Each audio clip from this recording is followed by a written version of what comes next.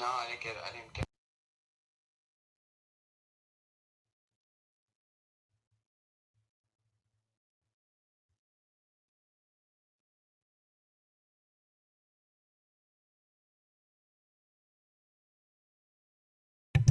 Oh, maybe I'm. Can you guys hear me now? Can you guys hear me now? Let me know. All right, let's see what's happening here. Oh, maybe I'm. Can you guys hear me now? Okay, we're good. All right, cool. Okay, so all right, guys, I'm just trying to get no front and brakes into here. So let's see what's going on again. Might be spelling. What's your email? My email is oh shoot, I don't know, a ton. Is there a way to check it on here? What I'm going under? If I go to my settings, maybe. Let me see. I can probably find it. Because I could shoot you an email. That way you have mine. Yeah. And then you could just post it in. Yeah, let me go to your channel because I think if I go to your channel, I could probably find it in the contact section. Oh, it's NT. Okay, it's right here. Send invite as MTBdropIN. So it's MTB. So for some reason they don't have the P in the drop. So it's MTB. It's just basically MTBdropIN at gmail.com, just minus the P in drop. So it's like MTBdropIN at gmail.com. Huh. So let's see, Eric. No front brakes at Gmail. You said for you? Yeah. All right. Or no, it's Eric at nofrontbrakes.com. Here, I just sent you an email. See if you got it.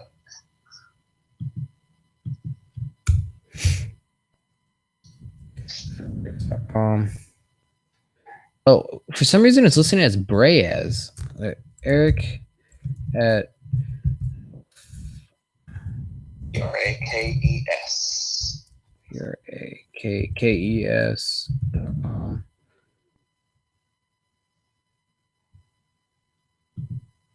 Eric at nofrontbrakes.com. All right, so I'm gonna send the invite again, see what happens, and I'll check my email right now. YouTube page.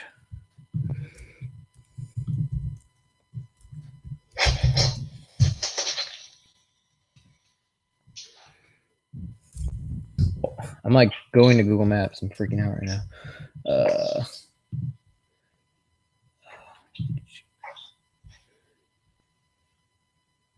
All right, so I got an email from you, so I'm going to trust that. So I got an email from you. And then you can just copy my email address and send it to me just to make sure.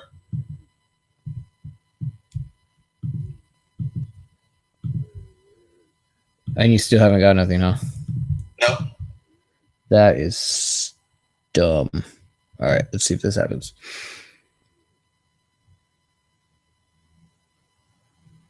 Hey, there it is. Sweet, we got it. All right, guys, we just got it. Oh my gosh, we're at 20. We're live now. People are like wondering if I'm dead or not or something. All right, I'm gonna hang up. All right, dude.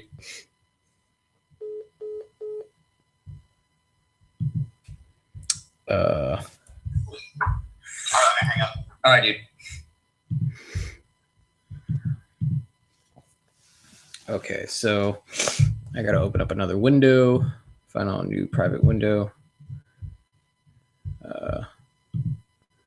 so I can see the chat. All right, guys, we're getting ready. We're cooking with peanut oil, as they say. Hey, what's up? Why? Can you hear me? All right. I got iTunes and everything popping up right now when I don't need it to. Oh, wow. All right, can you hear me? Yeah, I can hear you. Dude, your place looks a lot better than mine. We should just have you talk more. It's really warm. Oh my gosh, dude, it actually looks really cool. Like it's all blue, and I'm like, oh, it looks really like chill in there. All right, so I'm just gonna open up another window so I can see the chat because I can't see the chat. So we're almost ready to go. New window. Here we go. Let's see if this works.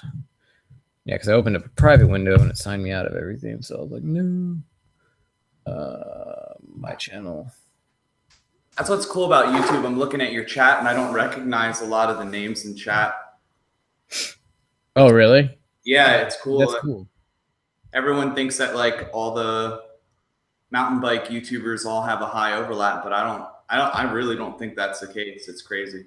Yeah, I don't think in Texas it wouldn't make any sense for it because like 40% of my audience I think is from California. So and I think only like 5% or 6% of my audience is from Texas. So there's going to be a lot of different people in here. So hopefully you should get some subscribers, which would be pretty cool. Yeah, I see Cobra Kyle on there. He's actually where you are right now. So okay, let me just get my.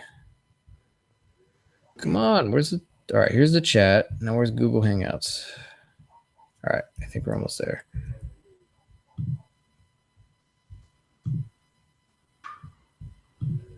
All right, Google Hangout, and then here's the chat. Okay, now we're good.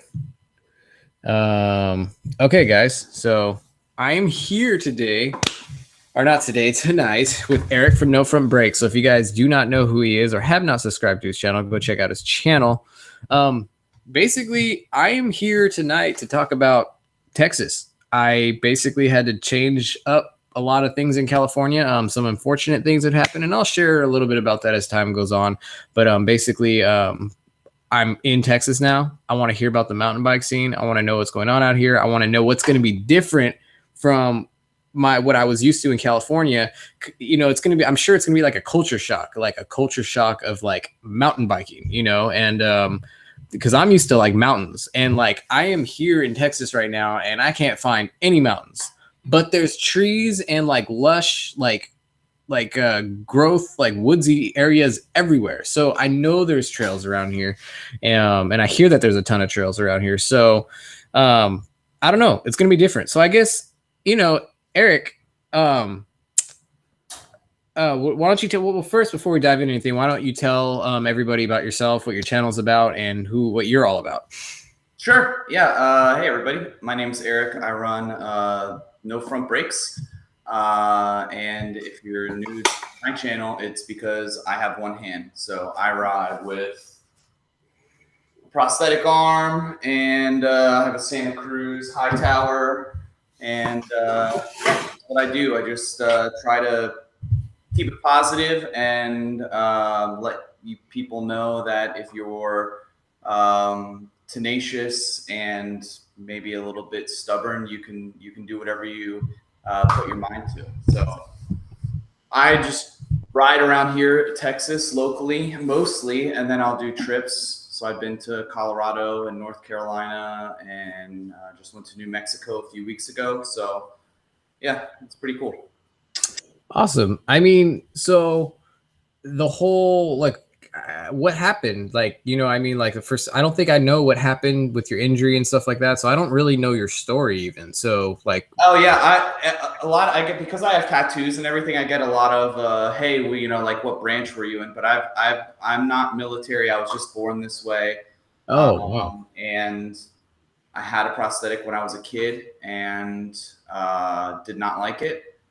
So it had been, I had been without, before August, I had been without a prosthetic for about 25 years, somewhere in that ballpark. And then I just decided if I want to take my riding to the next level, I'm going to have to pony up and do it. So, and it's like night and day. Dude, that's like, see, I didn't know that. I thought like that's even in some ways 100 times like even harder to think like that you grew up with that, you know? So in the sense that you had to like go to school, you had to like kind of be a little bit like different and stuff like that. Like, and I kind of can relate to that a little bit because my daughter has, you know, this disease that I talk about, neurofibromatosis, and she's going to have to grow up like knowing that she's a little bit different. She's probably going to have visible tumors like on her skin. It could be anywhere. It could be on her face. We don't know. You know, it's just too early, but it's like, it's really cool to know that you've kind of experienced like challenges like that I think about for my daughter like all the time, you know? Well, so like, the one thing that will be kind of, that might set you at ease a little bit is if she's already diagnosed with it, you know, even if it's not like a new affliction, then she's already going to grow up learning how to live with it, right? She's going to grow up learning how to adapt and overcome you know, whatever the side effects of what is it, fibromyalgia? Is that it? Neurofibromatosis. See, the hard thing about this, what she's had, is that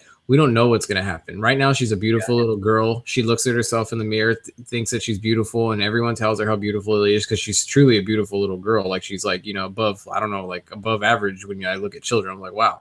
But she could like get a tumor, just be graphic, and just what sucks, you get a tumor growing out of her face one day and disfigure her, you know? So like, it's not like, you know, like, oh, I have this, you know, it's just so unknown. So my daughter, like, I'm going to have to like teach my daughter how to, like, in a sense, walk by faith, because, you know, every day is like a 50-50 chance for her. Like, you're either like in the 50% of people who like kind of go without too many issues, you know, or anything, then you're in the other 50%, which could be deadly, it could be cancer, it could be like really big tumor stuff. But as of right now, she's in the 50%, you know, so that's good to know for now. You know what I mean? We don't know what tomorrow's going to look like, but right now she is in the 50%, and that's awesome, you know. So Paul the punter, yes, dude, I have lost like 30 pounds. So I was gonna say that you got like a hair, you had a beard for a little bit, and you got a haircut. I was like, man, look a couple years younger for sure.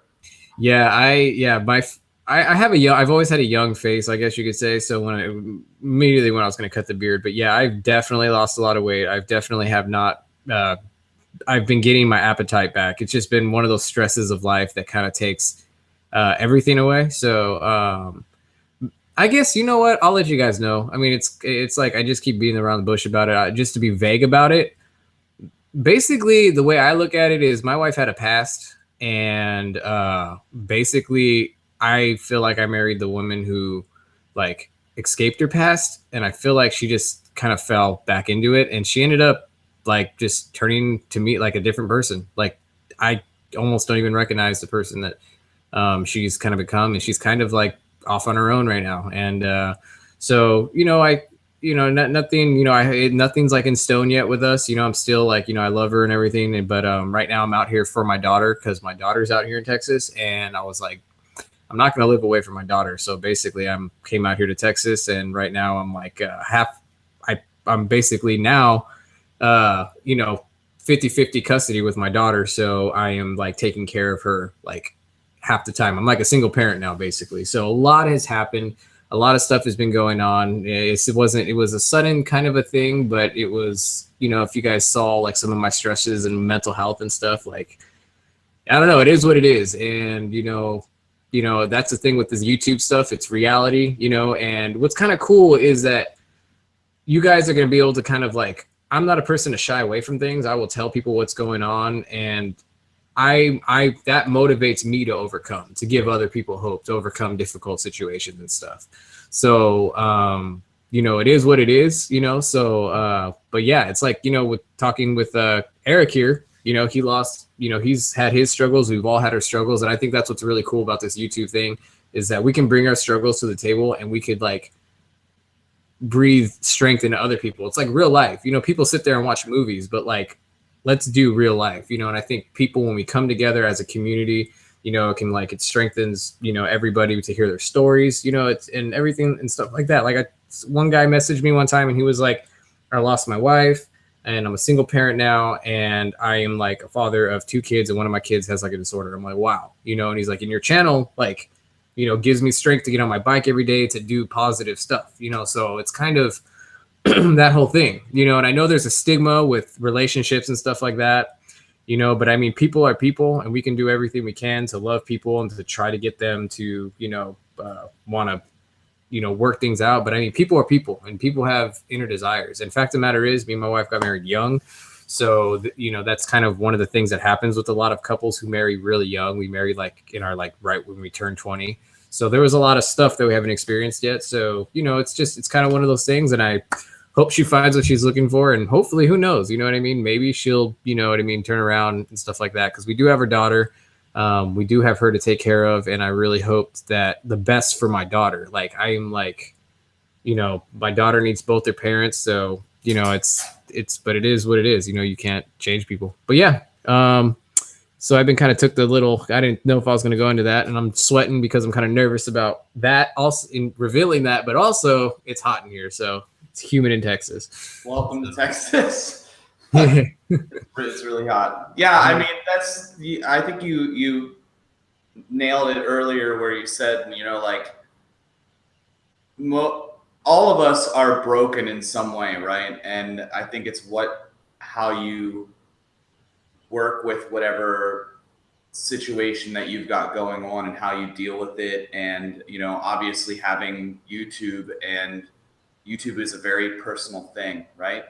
Like we have a small community, and with your subscribers, you have this rapport with them. You have these conversations with them, and they come to know things about your life that, you know, people like your coworkers don't know, that your family doesn't know. So it's like it's a really personal thing to be a YouTuber, I guess. So, you know, it's very cool when, you know, hearing about your situation. It's very cool hearing you be super positive about it and just doing what you have to do for your daughter. So commend you. Yeah, and honestly, like something like it's embarrassing. It's like, you know, in a way, it's like you're kind of like gauge as a man and how you like maybe handle your relationship. And for me, my family was a huge part of the channel. Like I loved my family. I wanted my wife to get on her bike, and you know, that was like a big part of, because I saw that my wife was going through a hard time. So I'm like, dude, I need to get her out there with me. I need to get her on the trails. We need to go out and we need to, like, you know, stab. And she loved it, you know, but I mean, you can only do so much, you know, but I mean, you know, that was my thing, like family. And it was like, so when this happened, it was kind of like, oh my gosh, MTBdropIN. Oh, now I'm going through these like family issues when I was supposed to be like this family man. And it's like, wait a second, you know, because people would be like, yeah, dude, it's awesome how, you know, you just, you know, you're into your family. And, you know, like I wanted to inspire people to love their spouse, to love, you know what I mean, their family, because, you know, to never take it for granted and stuff. And none of us are immune to problems. None of us are immune to having, you know, past that mess us up, you know. So I guess the only way to like overcome this on YouTube, like, cause I was thinking about it. Well, maybe I just don't say anything. Maybe I just keep going, you know, and I just keep doing what I'm doing. And I'm like, no, I'm going to let the cards fall where they fall, and I'm going to push through it. And, you know, there's only honesty, you know what I mean? And I know in my heart that, you know, I did everything I could do to love my wife and to, you know what I mean, change my own issues. Cause you know what I mean? None of us are completely innocent in marriage, you know, but you know, it takes two to want to have to work on it. And unfortunately only, you know, that's not where we are right now. And hopefully we'll get there one day where two can work on it. But I mean, yeah, this is just what it is. You guys know now. I mean, and that's kind of what's been going on. That's why you guys always see pictures of me and my daughter, because me and my daughter are always together now. And, you know, she's still going to be a big part of, you know, riding with me. There's this actual, like, have you seen the seat that clamps to your mountain bike? Yep. Over your top tube? I have one. My only advice would be get a different seat tube. Don't put it on your chopper. Yeah, I know. That was because mine is already slammed. Yeah, it'll, if you I have one of those, and I ride around with, or I used to ride around with my kid on it before he learned how to ride a bike. And man, it destroys I put it on my hardtail and it destroys your seat post. So heads up, don't put it on with the dropper for sure. Gotcha. Yeah, I was totally, because that was the other thing. I was gonna have to lift my seat post up and then put it on, you know. But I basically want to get that thing in there, review it, and, you know, have my daughter with me on a couple videos and stuff like that. You know, obviously I'm not gonna be hauling butt or anything, but I mean, that's been one of the things I've been really wanting to do for a long time, is get her one. What is it called again? Like it's like a Mac Rider or something. Ours is, the one we have is called like a Sync Link or something like that. You got to look up Mac Rider, because from what I understand, Mac Rider is like, it's like the kid actually holds on to your handlebars. Like there's just a seat that goes over your top tube. Oh, yeah. And they literally like ride with you. We're talking about this thing. Hold on. Oh.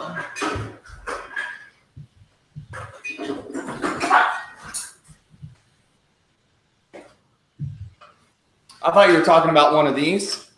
Oh, no, dude. This thing, you could like totally still shred like with your child on your bike. Like it's called the Mac Rider. If no one knows about it, it's freaking awesome. And like you could totally like, you know, just go on any trail with your kid if you wanted to and wanted to put them through that. I wouldn't suggest that.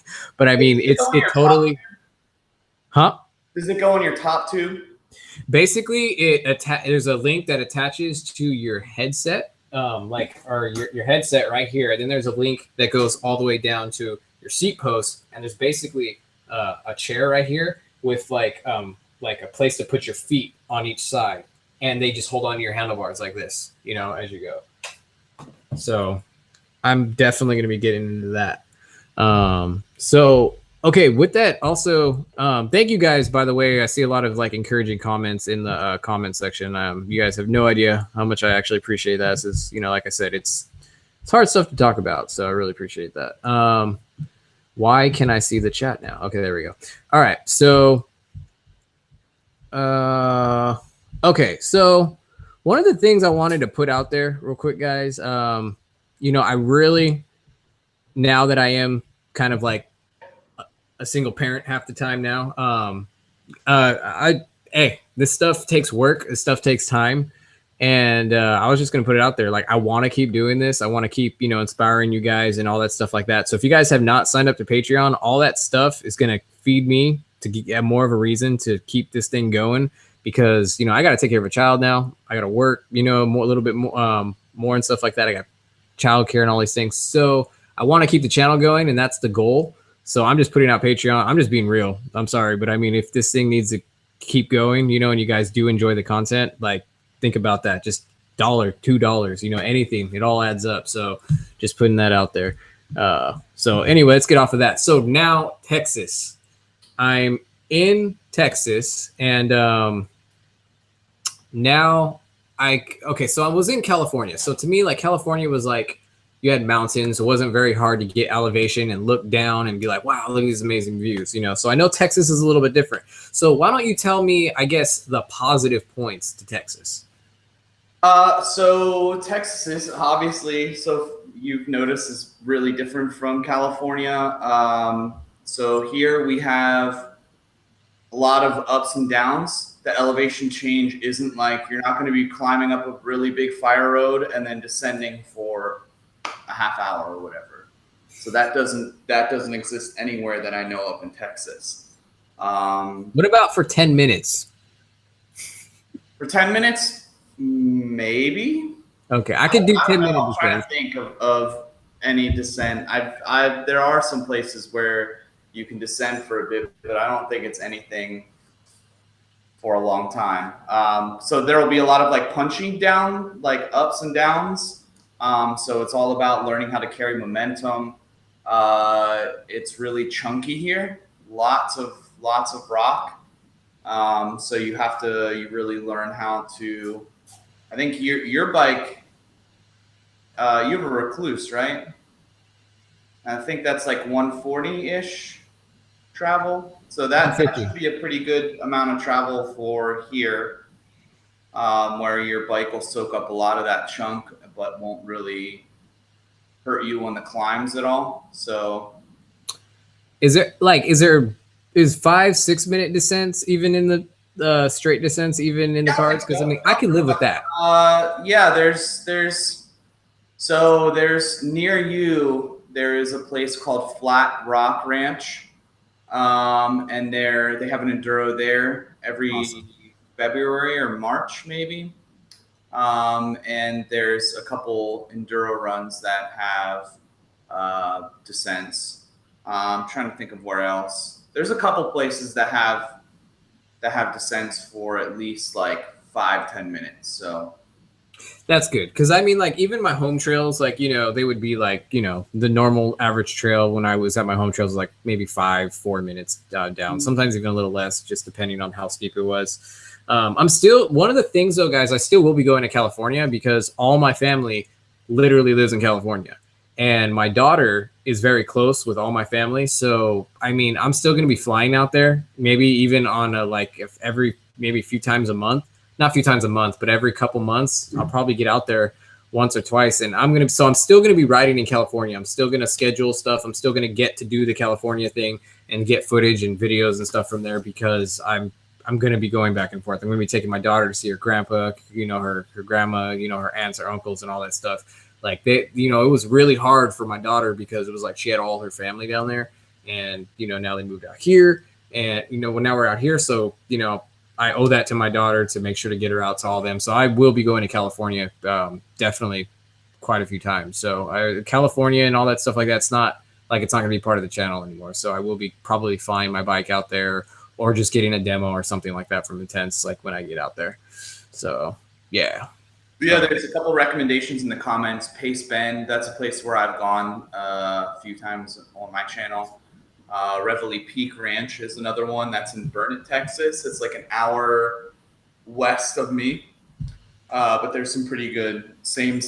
Most of the places that have descents are places that have enduro races there. Flat Creek Crossing Ranch. So. Yeah, I know that you've said that you're down, but I'll start taking you all these places because they're all yeah. Right now, I'm just got to get my schedule going. We're gonna I did find my daughter a babysitter, which is nice. So because right now it looks like they put my weekend days Tuesday, Wednesday. So we're gonna have to just when I have my daughter, I'll just schedule maybe like hit it really early in the morning. As I get back by like 2 or something like that on a Saturday. Do something like that. So, yeah, you can definitely do that. And there's a bunch of stuff that's close to you that's within definitely like an hour and a half of where you live. So yeah, see, and that's not bad. I mean, you said, what was that one place? Some Slick Rock, or what is it called? Flat Rock Ranch. That one, I think, I don't know, the like Cobra Kyle there will probably give you a good idea because he lives in San Antonio, but I think it's like 45 minutes. Okay. Yeah, I got to get a hold of Cobra Kyle and MTB Through My Eyes. I don't know if you know him, but he's who else? By the way, Biking with Panda, I am permanently in Texas, so I might be here for the next 15 years. But like I said, I'll be flying back and forth to California because all my family's there, and I'll be taking my daughter out there to see all her family and stuff. So I just moved here. Same moves. So 10 AC e-bikes. Jody, what's going on, man? Yeah, dude. Yeah, Tennessee is not that. It's so weird, man. I've literally lived in California my entire life. I've lived in Southern California, and I've only been out twice. And I went once to Idaho for like a week, and I went to Texas to visit here for 2 weeks, like when I first got married.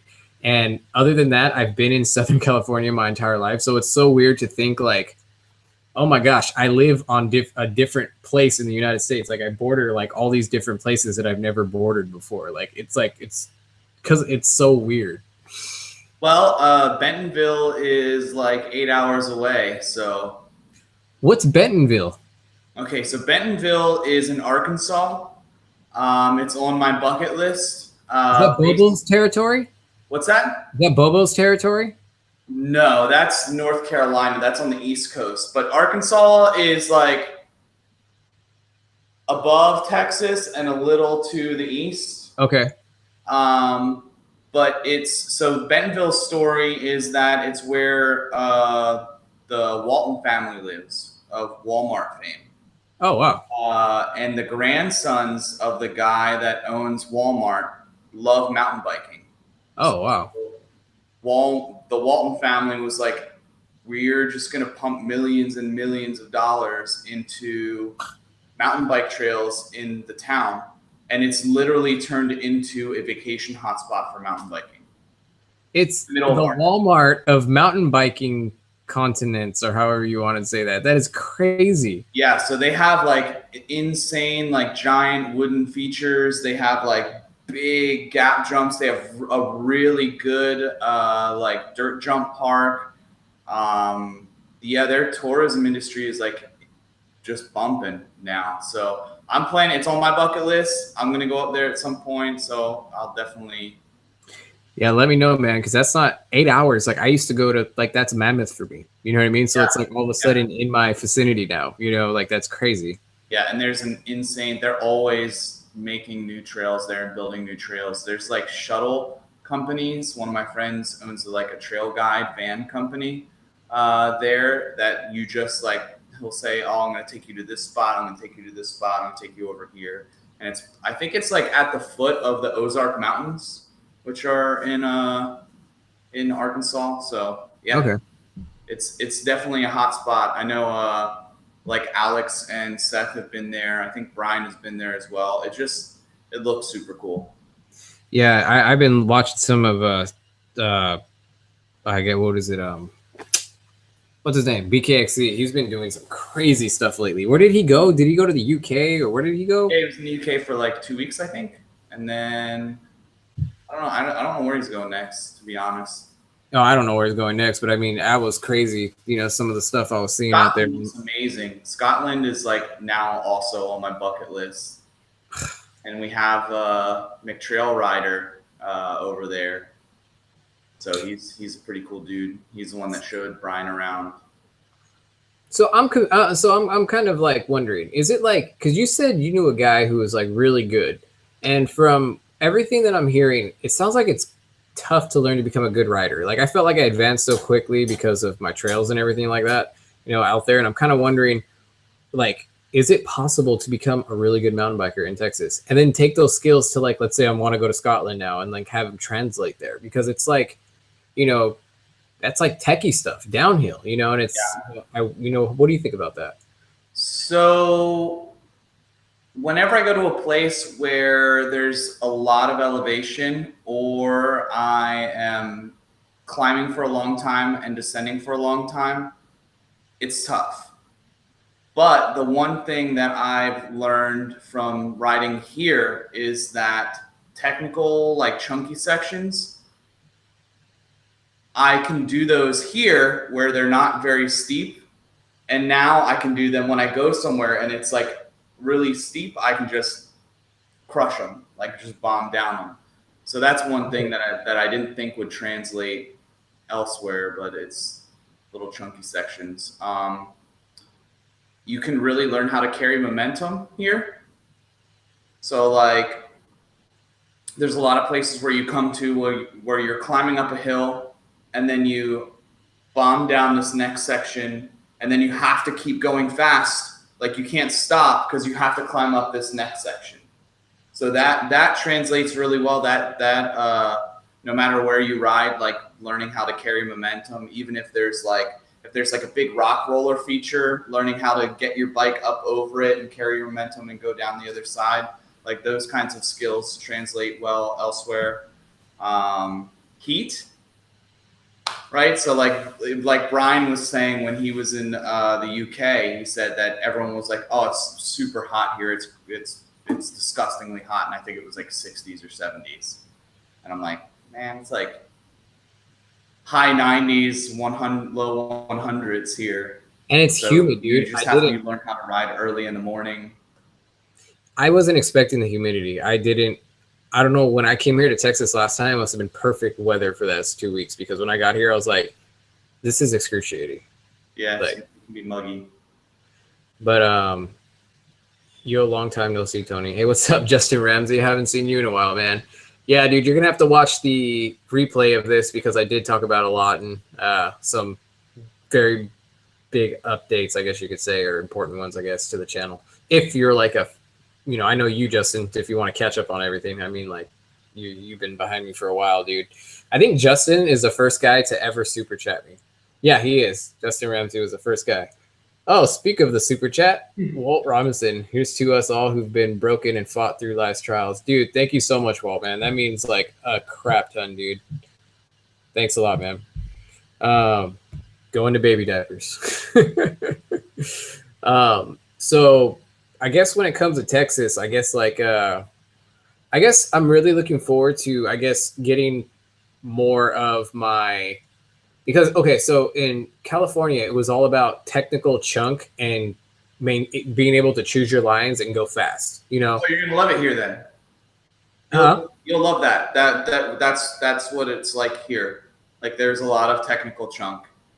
But I guess like I was getting more, I think from what you're saying, I think I'm going to be able to practice more of those trial skills, you know, and really kind of maybe I'm kind of like excited to practice more of the trial stuff now, because it's not about me coming down the mountain and slamming myself into this steep berm anymore. You know what I mean? Yeah.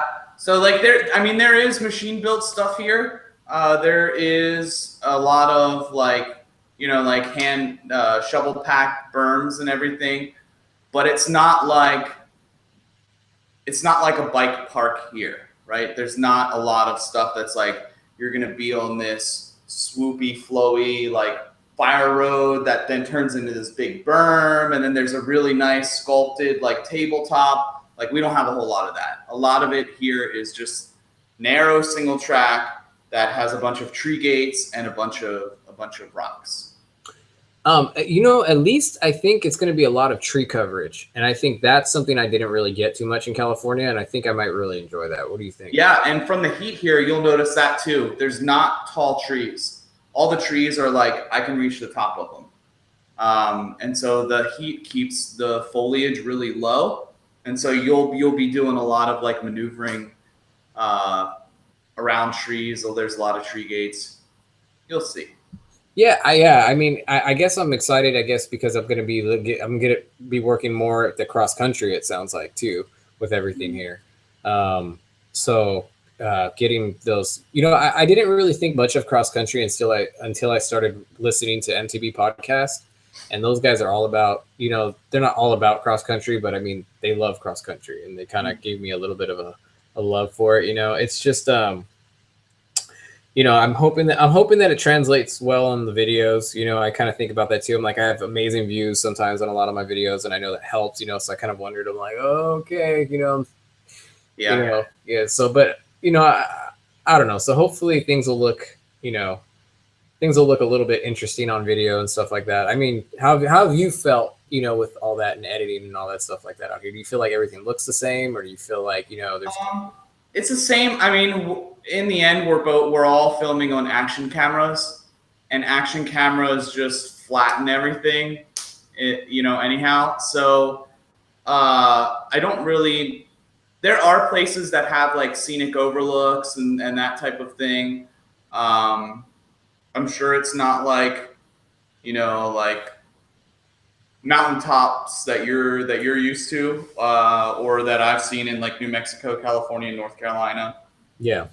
But you just make do with what you have, and you showcase, you learn to shift your focus during the ride on other things, right? Instead of being like, oh, here's this massive view that we saw, and then like that's the focal point of like you can go out and see these really great things. It becomes someone did something funny on the ride, or check out this crazy rock ledge that we found that we're all going to section. You know, it becomes about different aspects of the ride, rather than, hey, we climbed this big fire road, oh look, here's this big overlook, and now we're going to bomb down this hill. So you learn to shift focus, really, I think. Gotcha. Yeah, it's going to be interesting. I think it's going to be fun. I think the story, you know, too, of coming from California out to here, you know, I think that's going to be a good story, and it'll hopefully translate well with everybody. But like I said, I still will be going to California, guys, so there will be still California stuff coming. Just not. Well, I don't know. We'll see. I'm already planning on going to California. I think this next month. It's my daughter's birthday. We're gonna do a birthday party for her down there, and I'm gonna go film something. So, you know, we're gonna see what we're gonna do. So, if someone asked if I moved to Texas, yes, I did, Roberto. I been living in Texas for almost 3 weeks now. So, one cool thing about going to Texas is I don't know if you and a lot of people know, but I've loved guns. I've grown up around guns and shooting and stuff like that as a sport. And in California, I just could never get into it because there's just so many laws and restrictions. So in my free time, I do look forward to shooting something. So that's going to be one cool thing. And I'm going to get to actually carry on the trails now. I remember that used to frustrate me so much in California because, like, you know, you think mountain lions and all these things like that. And there's just not a way to protect yourself out there, especially like, you know, when you're like going like mammoth and all that, there's bears and everything. Like you just want a firearm, like, you know. So, but out here, I'm gonna get to, you know, have that. You know, it's kind of a nice little sense of security there. Yeah, it was a culture shock for me realizing that, like, I mean, we are in Texas, and a bunch of people do carry. A lot of people have like lumbar packs and carry like little Glocks, and that was a kind of a shock for me. Like I was not used to that back in the Northeast. So they're like cowboys out here for real. Yeah. I think that's the other thing is if You're not going to have like mountain lion. Well, I shouldn't say that. You're not going to have like bears here. You're probably not going to have big game here. So yeah. So what's what are the animals and stuff like that out here? Is there mountain lions? Is there, you know, I've seen deer, you know what I mean? Yeah. There's a lot of deer. They're really short. They're small. You'll see a lot of, you'll see a roadrunner every now and then. You'll see jackrabbits, which are way bigger than I ever thought. They're like really tall.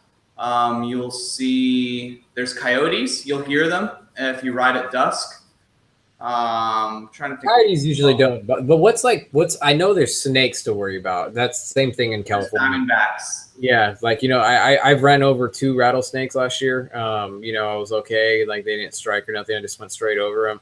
But like, there's, as far as like big stuff, I don't like. So there's not. What's like a danger to you on the trail? You say there's not really bears anywhere around here, and it doesn't sound like there's like mountain lions or anything like that. Not really animals, to be honest. Most of the danger here is just like dehydration. That's like the biggest thing that will ruin your ride here is dehydration. Gotcha. So there's no point to carry out here then. It's like all legal. There's like totally so many things in California you can defend yourself against and you can't carry, but then out here there's really nothing. And well, yeah, I know when I went to Colorado, like my wife and my like mother-in-law were like, "Oh, you should carry a bear spray and an air horn," and I was like, if I'm riding and in my backpack or lumbar pack, I get a bear like charges me, I'm not gonna have time to get that out anyway. Like, yeah, I'm not gonna tell the bear to stop and wait while I flip my lumbar pack around and I get out the bear mace so that I can spray him and then get it in my own eyes. Like, it's just not. I don't think it's very practical. I mean, maybe if you live there all the time, I don't know. But yeah, there's no animals here that I think you have to worry about. Coyotes like to carry away house cats. I've ridden with coyotes before. They don't do anything to you. Yeah. Start drinking water the day before the ride. Yeah, that's gonna have to be. So what's your favorite place in Texas to ride? Oh man, that's so tough. My favorite trails that I've ridden in Texas are the places that I've done enduro races. So I would have to say Flat Creek Crossing, Reveille Peak, Flat Rock Ranch, Camp Eagle, Dinosaur Valley. So there's a lot here. The one thing that you get used to here is that we don't have a whole lot of public land that have trail systems on. What you'll find is there will be a lot of like people that own ranches that they've then converted to having like a bunch of trail systems on. So you just go and pay, like, instead of going to like a state park and paying like $10 for day use or whatever, you go and you pay slide $10 in an honor box and fill out a little form with your car on. Yeah, this is kind of cool. Crosstrek must be from here because he said Thumper, and Thumper is this like really punishing, kind of overgrown single track here, and it's steep and it's loose. It's really punchy. It's tough. I rode there with trail features, and it was really rough. I need to go back though. So, what is this place that Trail Features is always talking about?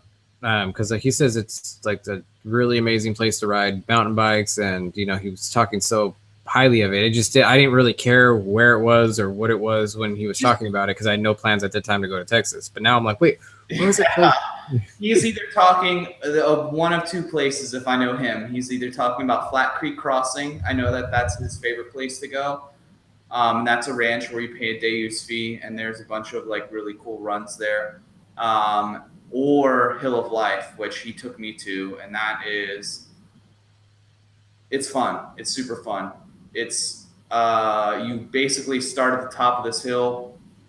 It used to be a road that went down to the creek, to the main park in Austin, and eventually the road just like was not a thing anymore, and so it's just a ledge ledge, ledge, ledge, and you just like bomb down this hill and you get to the bottom and you're like dead, and then you're like, well, I can go ride this other single track, or I can climb back up and do it again. You have to hike out of it. I've never seen anyone clean the whole climb back up out. Wow. Yeah, that would be interesting. Man, dude, because I was getting so good at climbing. My last ride that I haven't ridden in actually about a month. I haven't ridden in like over 2 months. Like I have not put my butt on my bike at all. Like it's just this whole time it's been crazy chaos trying to figure out what's going to go on. It was nuts. You guys don't know all the story yet. It's actually way more deeper than you guys think. There was a lot of stuff that was involved with this whole thing. It wasn't just like a simple thing. It was like some crap happened, and I basically had to do some stuff. So I have not been able to get on my bike. But anyway, my last ride that I had was like a little over 2 months ago, and I was with what do you call it? Worldwide Cyclery, and I demoed the SB100, and dude, I was like with like some of like these like really good riders I was like did not have any business riding with, and I was just powering up these like straight up, like everyone was rocking their bikes and everything, and I just kept going, and I was just like, wow, I'm finally getting there. I'm finally getting BKXE ready. Because when I rode with BKXE, the very first time I ever rode with him, was like he creamed me. It was like I had no business being there, so my thing was like, man, I just want to be able to keep up with that dude on the climbs, if and when I ride with him again. And so I don't know, that's going to be hard to practice here. So we'll see what happens. Yeah, so I don't know. But anyway, so yeah, man, I guess I'm looking forward to checking it out, Texas and everything like that. I think, so what's the first place that we're probably going to try to make a goal to go hit? Well, so you said you have your daughter 50% of the time. One thing to start getting used to riding in Texas is you have a trail system near you that's fairly flat, and it's going to feel like grindy and not that much fun yet. But there's a trail system, I think it's called McAllister Park. You can find it on Trail Forks, I bet, and just go ride that. It's fairly flat. There's some stuff you can like play on, like there's probably some little jumps and things like that every now and then. But where you live, that's probably going to be your best bet. Once you ride there a bunch, there's another place called OP Schnabels that I haven't been to, but apparently that one's really fun, and there's like some good jumps back there. And then from there, you're just going to have to travel. So I know that you said you're used to not having to go very far to ride bikes. Everything in Texas is like, like where I live in Austin, if I want to go to Dallas, it's 3 hours. If I want to go to San Antonio, it's an hour and a half. If I want to go to Houston, it's 3 hours. Like everything is like hours away. Yeah, that's what somebody told me. They're like, this is San Antonio. Everything you have to travel to. I'm like, nice. But I do hear that there is a couple trail systems near me that I should have within the 30 minutes. Yeah, I completely forgot about. It's called Canyon Lake Government Canyon. That's going to be northwest of you, and there's some good stuff out there. There's so much. There's so many trail systems around you. Really, if you just download the Texas Trail Forks, that's how you're gonna find a lot of them. And I'll send you a list or something. We'll start meeting up. Yeah, see, that's the cool thing. Is like, there's a chance to get creative out here. And I want to see, because I always tell people it's like when crap happens, it just means that there's new opportunities to happen. So there's always different needs in different places. So and that's kind of like my philosophy with life is like, everything looks like it sucks right now, but that just means there's more opportunity for even better stuff, or just different, so like, it's going to be interesting to see how the channel's going to, evolve, with this whole thing. Like I said, I still shoot for the stars, you know what I mean? Like I'm like, I still would like to get this thing up, somehow, above 10,000 by the end of the year, but I don't know if that's going to happen at this rate.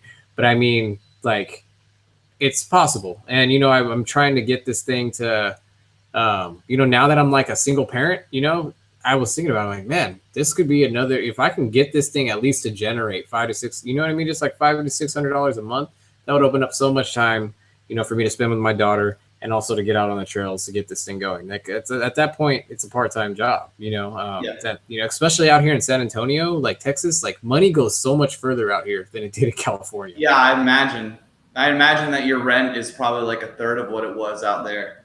Oh, dude, my 1-bedroom apartment was like $1,400 a month.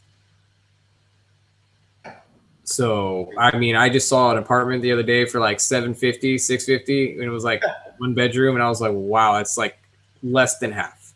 Yeah. So, I mean, that was the other thing too. I was like, dude, if, you know, because a part of me could have like maybe have tried to fought to get my daughter back to California because of the way things went down, but I was like, you know what, if I'm gonna step up and I need, like, my whole thing is like, I'm just really protective over my child, and I'm like, I don't know, I guess you can call me daddy bear. I mean, she's my world. And I was like, if I'm gonna be able to be in my daughter's life at least 50% of the time and take care of her and be that single parent, like, I was like, there's no way I can do that in California. I had to come to Texas, you know, to make that happen. So that's kind of the other reason, guys, why I came to San Antonio and didn't, you know, make up a fuss about it, is because I'm like, I want my daughter, you know, and I'm going to take care of her, you know, half the time, you know, that I'm, you know, 50% custody or whatever it is. So it's like, you know, that's the thing. So, yeah, guys, this is YouTube. It's real. It's this, you know, it's embarrassing. It's, you know, sometimes, you know, it's so real. Sometimes I'm like, oh man, I love YouTube. It's so real. Well, sometimes YouTube is so real, it ain't cool. You know, it ain't that great. But like, you know, what's cool is that, you know, you can motivate other people through what you're going through, despite how maybe crappy it may seem or feel, you know? Yeah, that's one thing that I've noticed with mine, especially. Like, people reach out to me. Like, I always talk about this in my live streams, where like I always forget that part of my story should be about overcoming adversity, right? And I forget about it because I'm just like, well, I'm out at this trail, I'm gonna ride it and talk about the trail, and then I forget about like the other stuff. I forget that I'm riding with a prosthetic arm, or I forget, you know, like that I couldn't have ridden that trail 6 months ago, right? I always forget all that stuff, and so you know, I need to start focusing on that more, and I think that's what makes people connect to you. Like, people reach out to me. I had a guy I talked about this in another stream. I had a guy reach out to me. He lived in like, I think Puerto Rico, maybe Honduras, but he was like, hey, we don't have prosthetic doctors here. Like, we don't have like, he basically made his own prosthetic arm. And I had a guy in the Philippines reach out to me and was like, oh yeah, hey, I just got my first prosthetic. Like, all these people from all over the world will like reach out to me, and I'm like, dude, that's cool, because I wouldn't have ever like, my channel is about riding trail, right? Oh, the spider.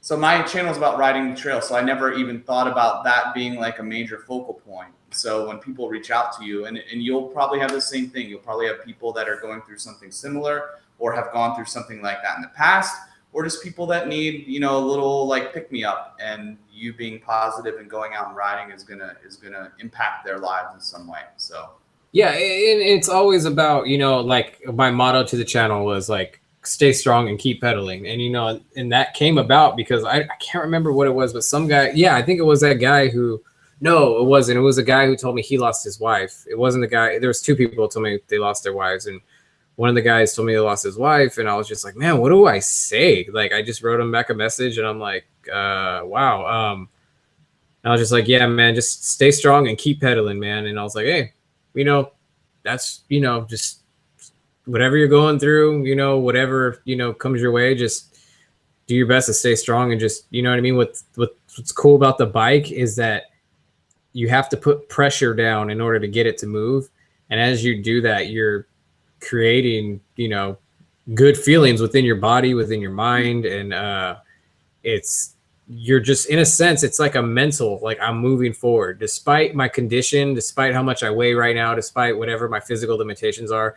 You just tell yourself to keep moving forward. And in life, it's kind of the same thing, you know? So yeah, stay strong, keep pedaling type of thing. Yeah, it's really cool. Like, I think we all have these taglines for our channels, and I don't think people realize that, like, we chose them because they're mantras that we repeat, right? Like, mine's always stay shreddy. Like, no matter what happens, like, you just always push yourself to do new things. You know, like Alex's, like, live free, ride hard, get stoked. Like all of these mantras. See you on the trail with Brian. Like, these are all things that we repeat. Bikers, it only takes a bike to be one. Like, we all have these sayings that we say at the end of our videos because they mean something to us, right? Yeah, I totally agree. I remember BKXC's meant a lot to me. His was pain and pleasure. You know, I just remember relating to that so many times on the trail. Like, I can't help it. If I'm ever feeling just like pain and I'm just like wanting to die, but I look around how pretty everything is, and I'm just like, wow, pain and pleasure right here, you know. Hey, Nate Palmer, thank you so much for that super chat, dude. Really appreciate that, man. Let's go into the baby. Yeah, I had it, you know, dude, like what I've been like focusing on lately is like, because, you know, it's like I've been nesting in a way, dude. I literally have, like, I had her diaper bag, you know, and it was like this pink thing. I'm like, man, I got to do something about this, you know? And so I'm like, I literally got myself like a daddy diaper bag. Like, it's like black and it's like camoed out or whatever. It's like tactical baby gear or whatever makes it. And like, so I've just kind of just been focusing on just getting, you know, like I have like, I was literally, you know, one of like things I've been doing to like seriously just like cope and to like feel good is I would always be afraid to comb my daughter's hair. And because I would hurt her, I would think I was going to hurt her, you know, and she has really thick hair like me and like it's curly. So I'd always let her mom do it and stuff. And I've been learning to comb her hair. And it's like one of my favorite things now is just to just get her there and like sit her down and just have her watch a little movie while I comb out her hair. So I've been kind of totally like, I've been like this, like, you know, was this guy, you know, a few months ago who was just like a dude working hard, income, school and all that. Now I'm like this like dad, and I'm like trying to take care of this little girl and like raise her like as like, you know, almost like a single parent, you know, like, so it's like, so it's been a different focus for me. It's been hard to, I'm really excited to be doing this live stream with you, I guess, you know, because it's like, I could not see myself doing a live stream. I could not see myself editing until maybe last week when I finally got my first video out in a while. I've had that video I had my beard. It was before everything happened and everything. So it was like, that was huge. The fact that I actually sat there and actually, because, you know, when you make a video, you have to like want to enjoy it, you know? Yeah. I could just give a crap less about a video. I mean, like I didn't have the joy to be creative, you know? So I finally got that back, and like being here with you now and doing this is like, wow, I'm doing a live stream and I'm talking about this. I'm like, wow, I've come pretty far, you know. Yeah. In the past couple months. You have to have the juice in the tank. Like, you have to, like, if you ever, sometimes I'll like start working on a video and I'll feel like I'm just phoning it in, and I'll just have to take a break and walk away from it. Because if I put out something and I'm not happy with it, like, I don't know, it becomes like work and not like a hobby. It's not like something that we are choosing to do. It's almost like something you have to do then. Yeah, for me, it's like art. Like, I love watching Casey Neistat. I love watching, like, what's that one girl's name? I don't know if you know her. Do you know who Casey Neistat is? Yep. Yeah, what's that girl who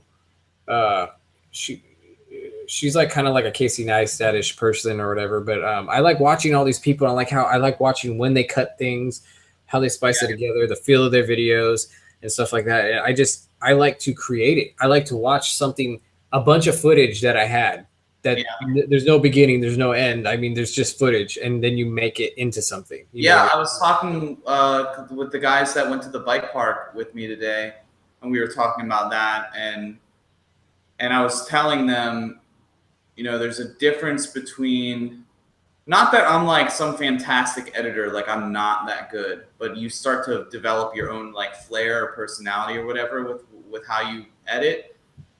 And there's a difference between basically being like, here's a trail, start to finish with like cut, and here is a story about that day, a video that tells a story, that has music, that has like cut points to the music, that has like an opener, a story in the middle, and then a conclusion. Like there's a difference between just like, hey, here's a trail, here's some interesting clips from it, and an actual video. So yeah, and you said it perfectly, because I think what separates YouTube, you know, semi-successful YouTubers from just YouTubers that are just doing something is that they totally forget that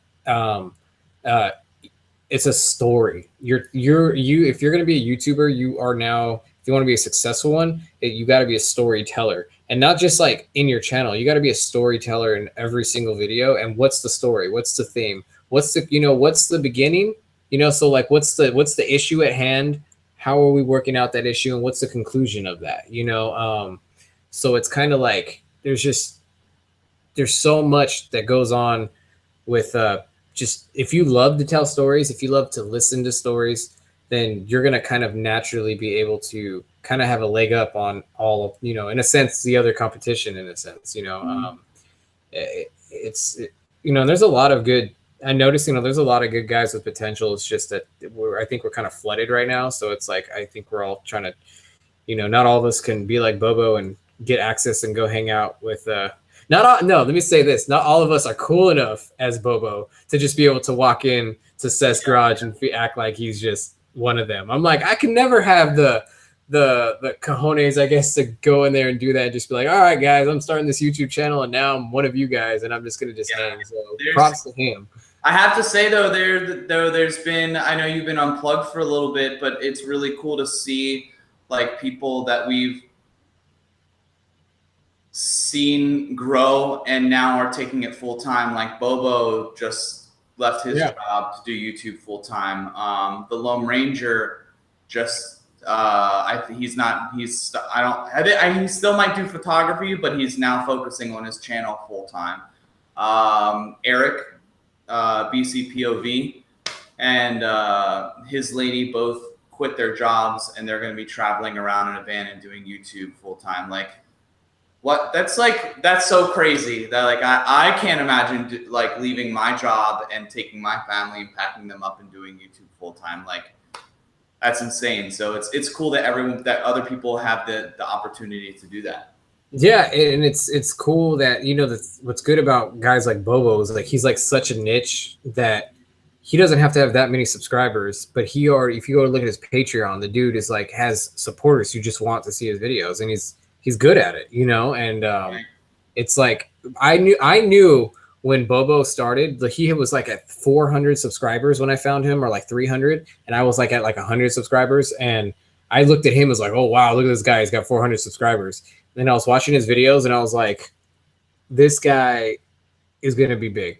I already knew it. Yeah. Like, and then when I like passed him, like I like really passed him, I was like, what's going on with Bobo? Like Bobo's got it, and he wasn't putting out content. And then it was just kind of like I saw him, like I'm like, oh, now he's going over with Seth and he's like getting out over there. I'm like, man, yeah, now he's like at like 20,000 or something like that. Yeah, he's doing good. But I mean, it's like I was saying, my point was not the subscribers, it's that the people that actually want us to support him. Like you could actually, he's like one of those guys who like are one of those talented people that can like attract an audience in a way that you don't have to have 100,000 subscribers like Single Track Sampler to make a living off of it almost. Yeah. As long as you have like your core people, you know, like that big, huge chunk that are willing to like your stuff so much that they'll support you. It's like, yeah. And he does something different. That's the thing. He does something completely different than all of us, you know, like even though like we have little things that distinguish us a little bit,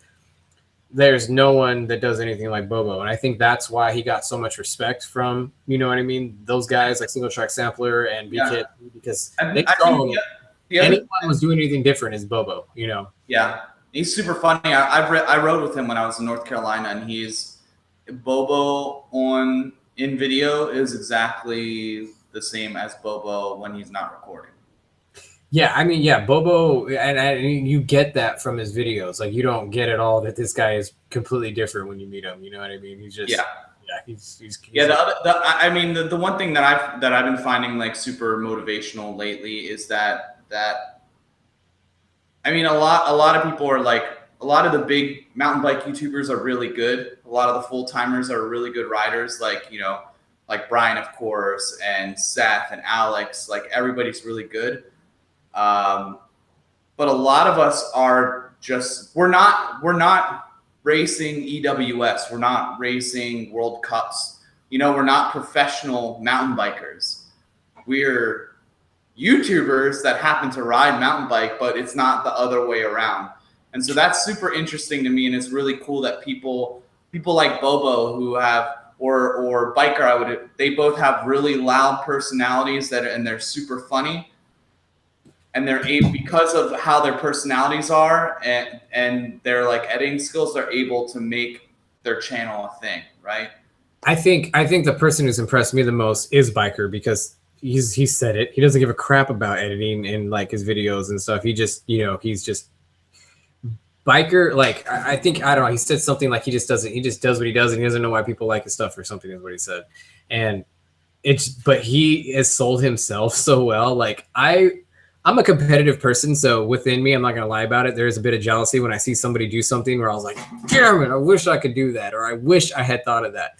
And I just have that competitive nature. And when I saw his like a mud fender of him going like that on there, I was like, I'm almost like, that is so freaking cool. How did he make something that I even want to buy right now and put on my bike? Yeah. And I, like, you know, those things are going like hotcakes. If I want to buy it and I want to put it on my bike, yeah, like, you know, everybody else, like, you know, wants to put that thing on there, you know. So he's his big thing, and he just had that Downeyville Classic, or not Downeyville Classic. He calls it, I forget what he calls it. It's like in Downeyville every year that he has, and everyone gets campsites and stuff. He just had it.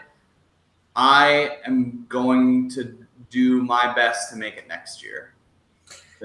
Yeah, I mean, my next, I don't even know what the hell my life looks like a month from now. So I mean, I'm just, you know, it's kind of all dependent on the family factors and what, you know, like, because to be honest, like, you know, my wife is kind of like, I mean, like, is this really the new you? Is this like, are you gonna, like, you know, in a month, are you gonna kind of maybe look at things a little bit differently? So I'm just kind of just like in this limbo right now, just like, okay, what are you gonna do?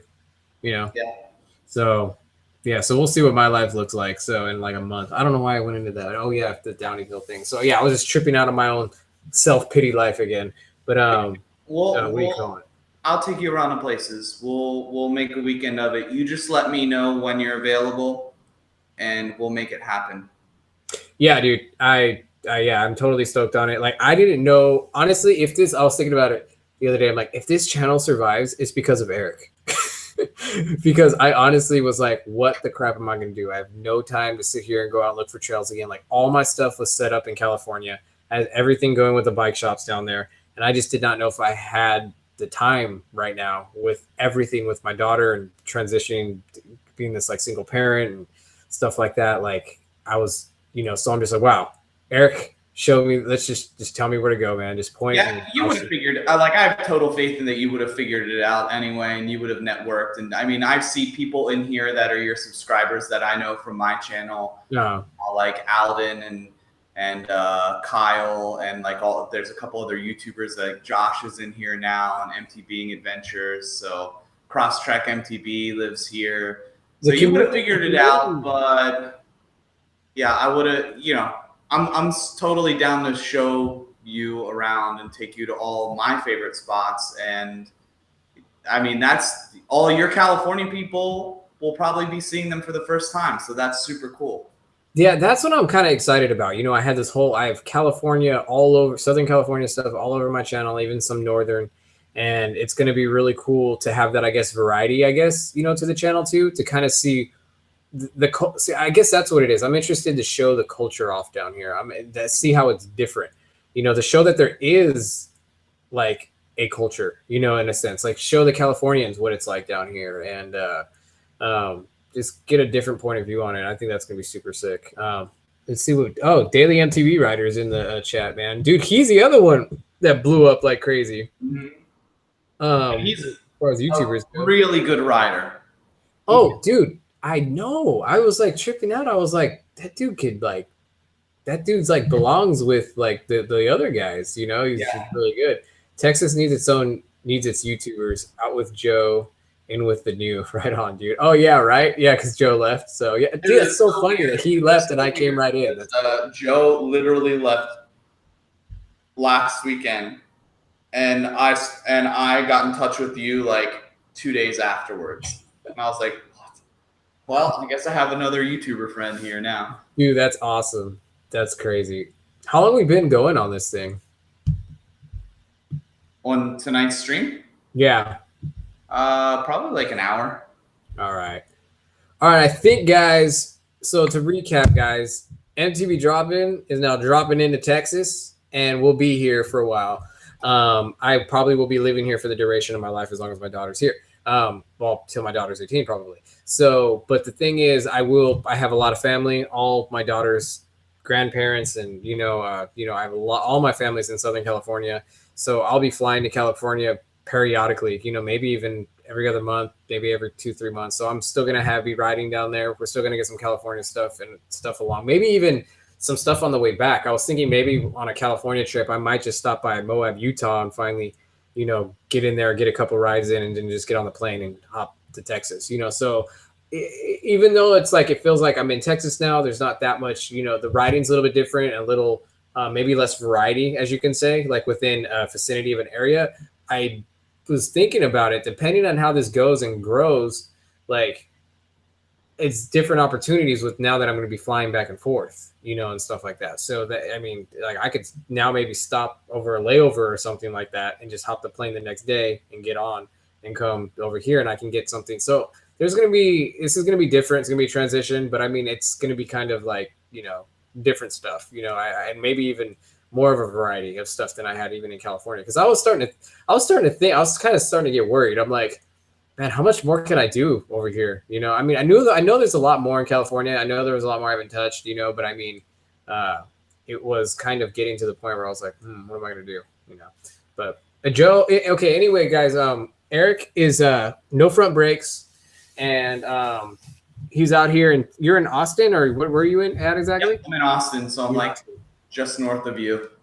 So he's in Austin, and he's a YouTuber out here, and definitely check out his channel. He's going to hit 3,000 soon. So if you guys have not subscribed to his channel, get him up to 3,000. Like, that's a big deal. I remember when I hit 3,000, I was like, no, I'm not just 1,000. I'm not just 2,000. I'm 3,000. I did it 3 times. Like, that's crazy.